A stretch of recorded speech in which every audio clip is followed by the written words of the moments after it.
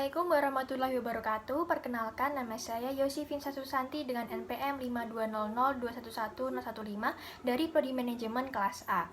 Pada kesempatan kali ini, saya akan menjawab pertanyaan dari tugas keempat Pancasila. Istilah etika berasal dari bahasa Yunani yaitu ethos yang artinya tempat tinggal yang biasa, perasaan, sikap, dan cara berpikir. Secara etimologis, etika berarti ilmu tentang segala sesuatu yang biasa dilakukan atau ilmu tentang adat kebiasaan. Dalam arti ini, etika berkaitan dengan kebiasaan hidup yang baik, dilihat dari sudut budaya dan agama yang bersifat absolut. Dengan kata lain, norma dan nilai yang ada di dalam diri. Etika bersifat mutlak dan berasal dari hati nurani. Orang dengan etika yang baik akan selalu memiliki niat yang baik dalam berperilaku. Sedangkan etiket merupakan tata cara pergaulan yang baik antar sesama manusia dan bersifat relatif. Etiket adalah cara Anda berhubungan dengan orang di sekitar Anda. Berbeda dengan etika yang berasal dari dalam diri orang tersebut, etiket adalah bagaimana cara kita bersikap sopan di hadapan orang, bagaimana cara kita menjaga perilaku terhadap orang di sekitar kita. Secara garis besar, etika dikelompokkan menjadi dua. Yang pertama, etika umum, mempertanyakan prinsip-prinsip yang berlaku bagi setiap tindakan manusia. Yang kedua, etika khusus, membahas prinsip-prinsip tersebut di atas dalam hubungannya dengan berbagai aspek kehidupan manusia, baik sebagai individu maupun makhluk sosial. Berdasarkan karakteristiknya, etika digolongkan menjadi yang pertama, deontologis, yaitu etika yang memandang bahwa nilai dari sebuah tindakan tidak dilihat dari tercapainya tujuan, tetapi dilihat dari niat baik yang mendorong seseorang untuk melakukan tindakan tersebut. Yang kedua, teologis, yaitu etika yang memandang bahwa nilai dari sebuah tindakan dilihat dari tercapainya tujuan.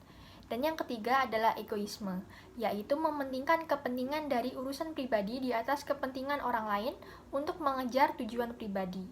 Dan yang terakhir adalah utilitarisme, yaitu tindakan yang dilakukan manusia untuk memberi manfaat kepada orang lain, baik yang ada di sekitarnya maupun orang lain dalam cakupan masyarakat yang lebih luas. Yang pertama, meletakkan sila-sila Pancasila sebagai sistem etika sama halnya dengan menempatkan Pancasila sebagai sumber moral dan inspirasi bagi penentu sikap, tindakan, dan keputusan yang diambil bagi setiap warga negara. Yang kedua, Pancasila sebagai sistem etika memberi guidance bagi setiap warga negara sehingga memiliki orientasi yang jelas dalam tata pergaulan baik lokal, nasional, regional, maupun internasional.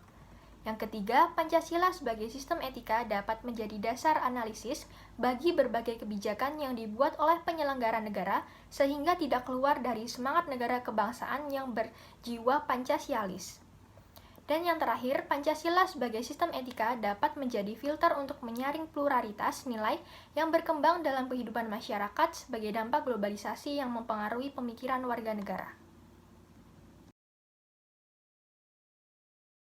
Tantangan pertama adalah tentang pemahaman Pancasila, yaitu masyarakat mengalami penurunan intensitas pembelajaran Pancasila dan juga kurangnya efektivitas dan daya tarik pembelajaran Pancasila.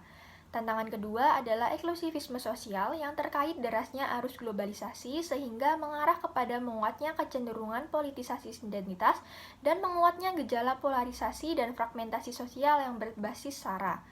Tantangan ketiga adalah kesenjangan sosial, karena masih terjadi sentralisasi pembangunan ekonomi pada wilayah-wilayah tertentu.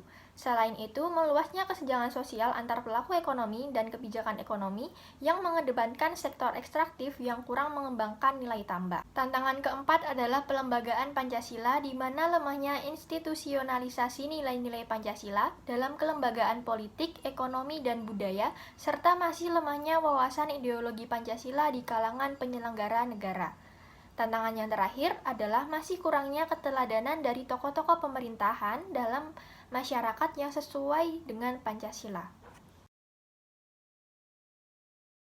Yang pertama, pemerintah bisa mengadakan program literasi bagi masyarakat mengenai etika Pancasila sehingga wawasan masyarakat dapat bertambah.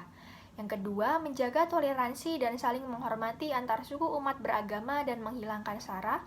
Yang ketiga, menyamaratakan dan melakukan pembenahan dalam semua bidang sehingga tidak terjadi kesenjangan sosial. Dan yang terakhir adalah melakukan sosialisasi mengenai etika Pancasila kepada masyarakat. Mungkin itu saja yang dapat saya sampaikan. Ada kurang dan lebihnya saya mohon maaf. Wassalamualaikum warahmatullahi wabarakatuh.